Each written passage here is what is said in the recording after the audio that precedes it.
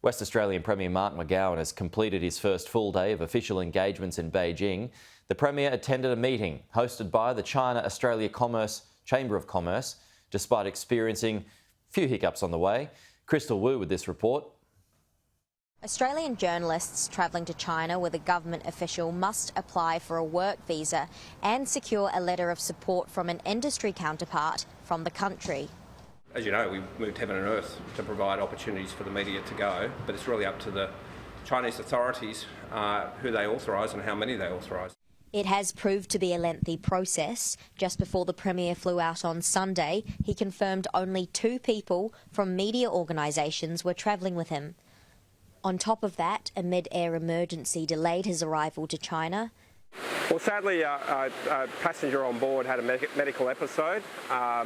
They had to turn the plane around and come back to Perth, and they evacuated him, and I hope he's okay. It looked pretty serious at the time. Because of this, his trip has been extended. To ensure that we meet all the people we're going to meet and do all the events and functions we're going to do. On Tuesday, the Premier spoke at a lunch meeting hosted by the China-Australia Chamber of Commerce. Representatives from WA's biggest mining companies attended, and the meeting provided an opportunity for the state to reconnect with its largest trading partner.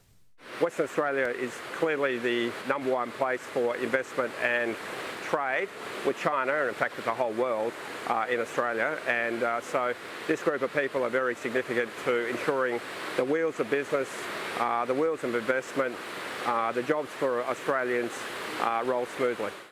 The trip will also involve discussions with industry and government officials on how to attract more international students to WA.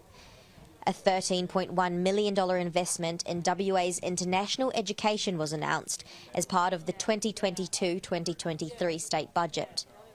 It's the Premier's first trip to China in 4 years. He'll be spending the week in Beijing and says he's devoted to ensuring WA reconnects with its largest trading partner.